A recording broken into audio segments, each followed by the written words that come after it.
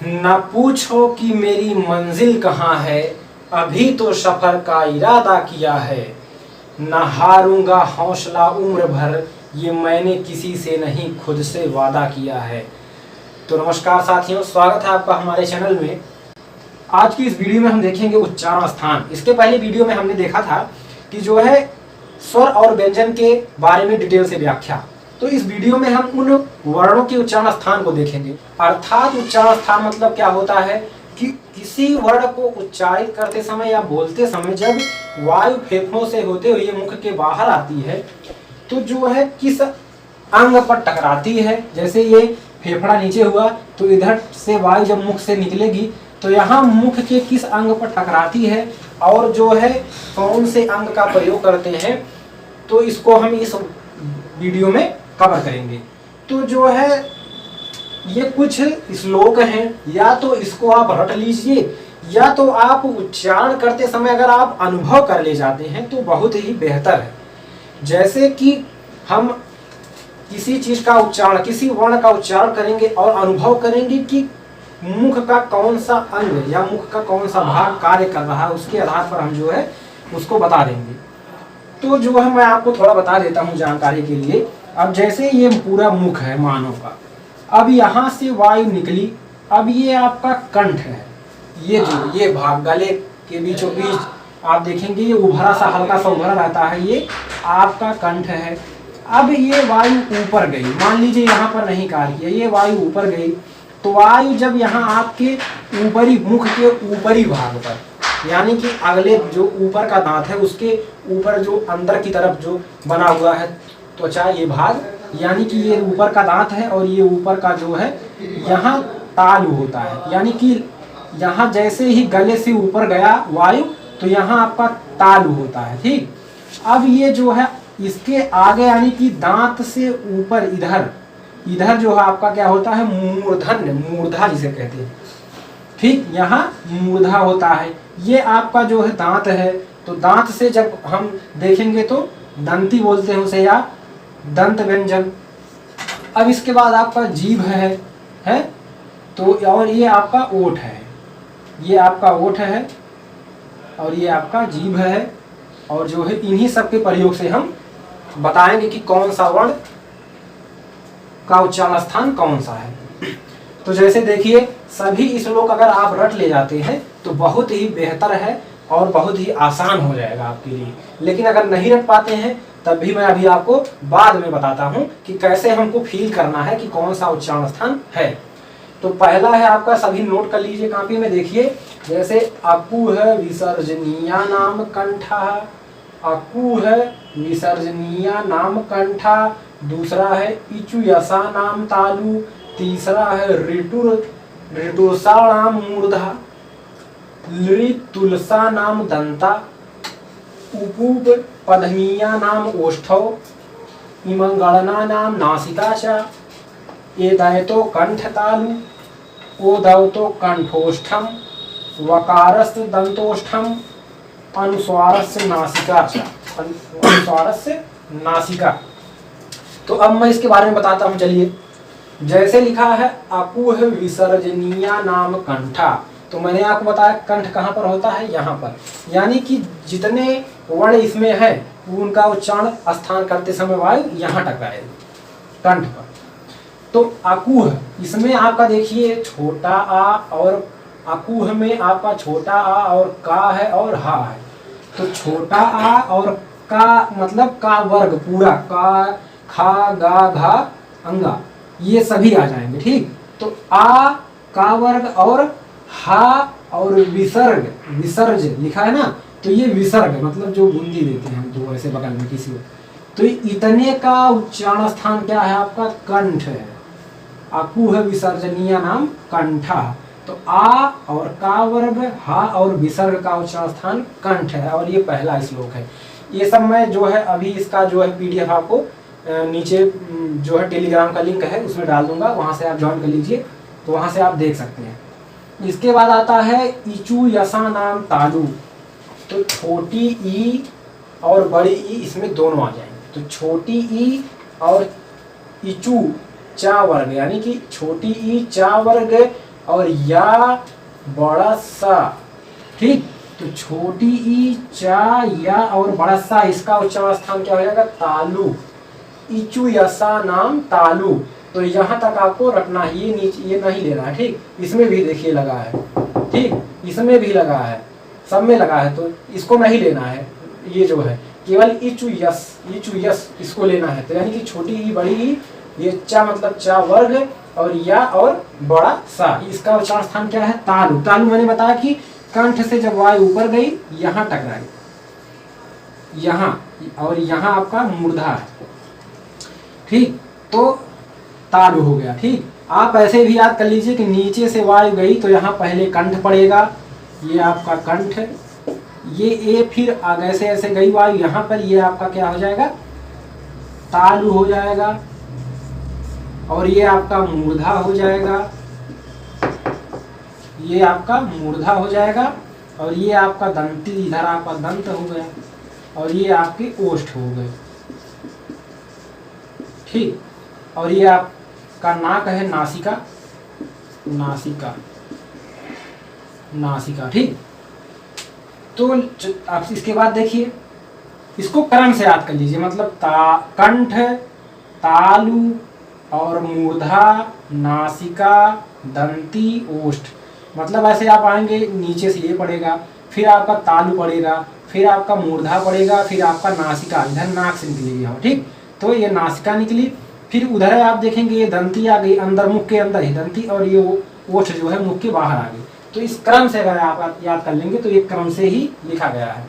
तो इचु ऐसा नाम तालु हो गया, ऋटुरसाणाम मूर्धा, री टुरसाणाम, तो री और टा वर्ग, रा और खट्टी सा, तो री, टा वर्ग, रा और खट्टी सा, इसका उच्चारण स्थान क्या है? मूर्धा। मूर्धा मैंने बताया तालब के ऊपर।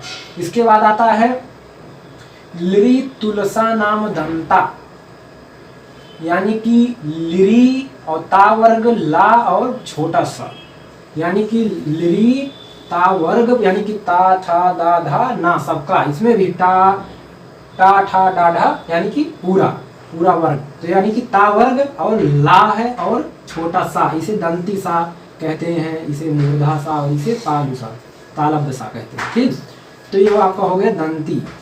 इसके बाद आता है उपु, उपद है मानिया नाम ओष्ठौ, तो कहीं कहीं ये बड़ा उ का मात्रा लगा रहता है और इस छोटा उ को हटा देते हैं, तो इसको हमसे मतलब नहीं है, अगर संधि विच्छेद करके पढ़ेंगे तो ऐसे ही लिखा जाएगा।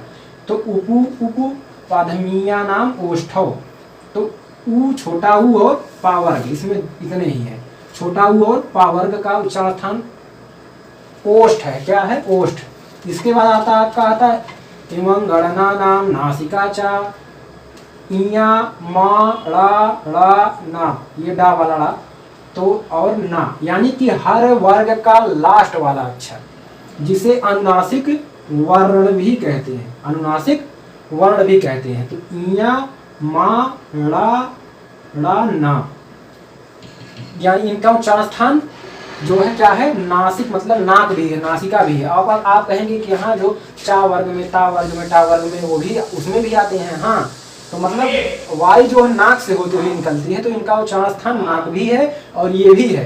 तो आप ऑप्शन में अगर पूछा जाता है तो नासिका भी लगा सकते हैं, और इसमें से जो आपका रहेगा उसको भी लगा सकते हैं, ऑप्शन के अनुसार लगाएंगे, ठीक। अगर ऑप्शन में ये है तो ये लगाएंगे, अगर इसके अनुसार चा वर्ग का लास्ट वाला अक्षर है तो इया, तो तालु लगा देंगे।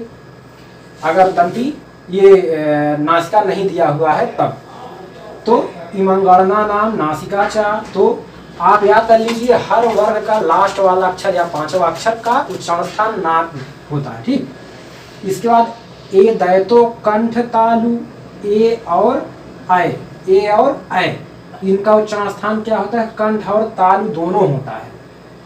अभी कैसे होता है इसको बाद में बताता हूँ।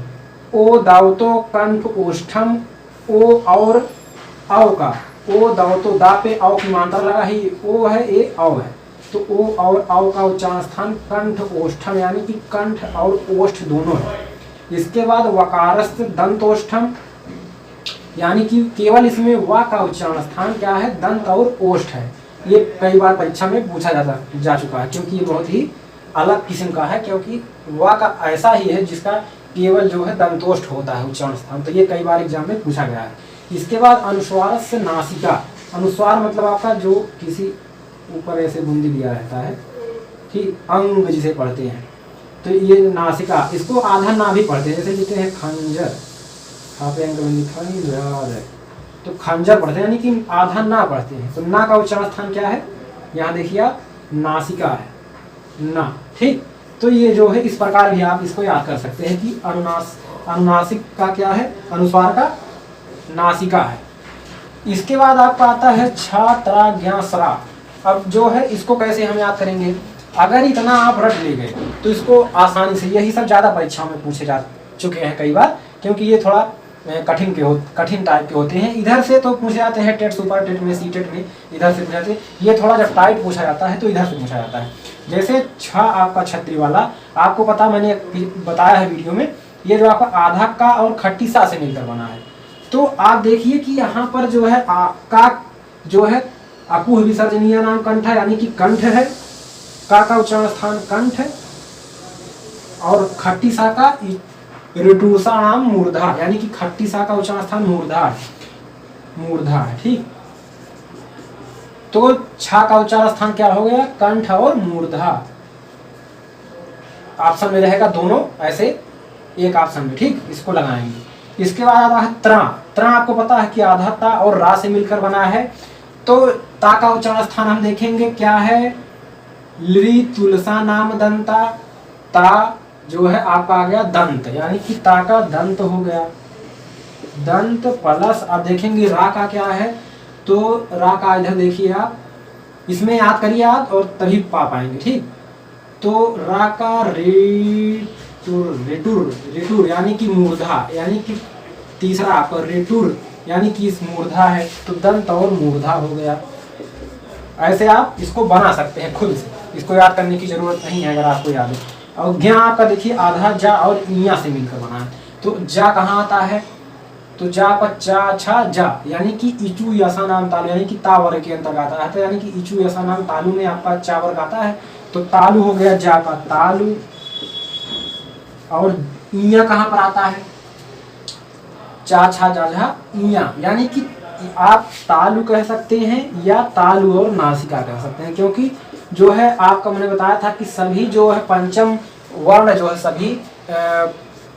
सभी वर्ग के पंचम वर्ण जो है उनका उच्चारण स्थान नासिका होता है। यहाँ पर इमाम गणना नाम नासिका चा, तो तालु और नासिका हो गया। तो सरा आधा बड़ा सा और रा, तो बड़ा सा का आपका देखिए यहाँ पर इचू यसा नाम तालु, बड़ा सा का तालु है, तो तालु हो गया।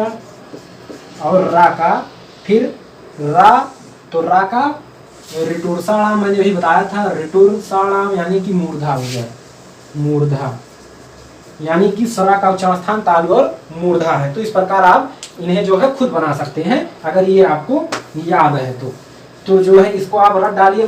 अगर आप इसको रट डालेंगे तो आपको आसानी से याद हो जाएगा, क्योंकि श्लोक के रूप में है अकुह विसर्जनीय नाम कंठः, इचू यसा नाम तालु, ऋटुरसा नाम मूर्धा, लतुरसा नाम दंतः, उपपदमीया नाम ओष्ठः, एवं गणना नाम नासिका च, एदैतो कंठ तालु, ओदैतो कंठोष्ठम, वकारस्य दंतोष्ठम, अनुस्वारस्य नासिका।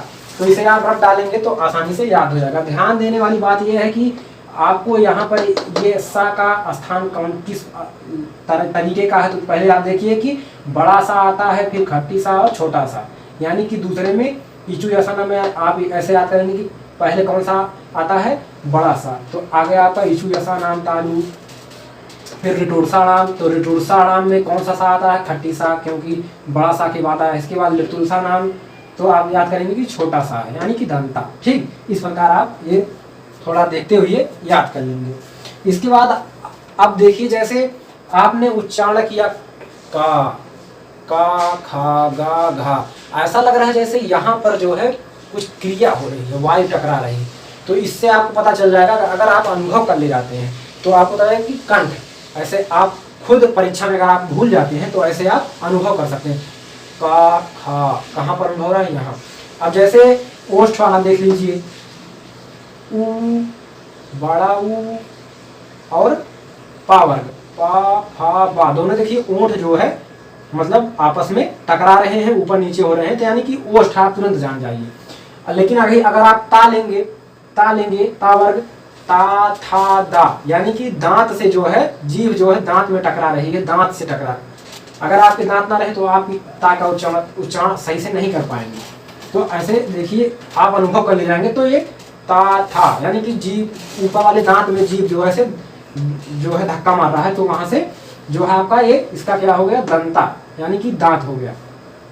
इसके बाद आपका जैसे और देख लीजिए, ओ आओ, इसमें आपका कंठोष्ठ है। इसके बाद और जैसे टा, ठा, डा, ढा, ड़ा, तो आप देखेंगे ये उच्चारण करते समय ये जो ऊपर वाला दांत है उसके थोड़ा सा ऊपर जाने पर, जहां मैंने मूर्धा बताया था, वहां पर जीभ जो है टक्कर मारा है सर, टा ठा, वहां पर आप देखें अनुभव करेंगे टक्कर मारा है। तो टा का क्या हो गया, मूर्धा। ऐसे री का भी है, री, तो देखेंगे जीभ जो वहां पर टकरा रहा है। तो इसके बाद ऐसे चा का उच्चारण, चा, छा, जा, झा, जीभ नीचे ही है लेकिन वायु ऐसा लग रहा है कि वायु ऊपर यहाँ कोने में आकर टकरा रहा है, जहां पर मैंने बताया तालु है। तो इस प्रकार आप जो है इसको अनुभव भी कर सकते हैं। तो उम्मीद होगी आपको वीडियो बहुत पसंद आई होगी, और अगली वीडियो पाने के लिए हमारे चैनल को सब्सक्राइब करें, लाइक करें, शेयर करें। और जो है आगे अभी हम देखेंगे सघोष, अघोष और जो है महाप्राण, अल्पप्राण। ठीक, वीडियो देखने के लिए धन्यवाद।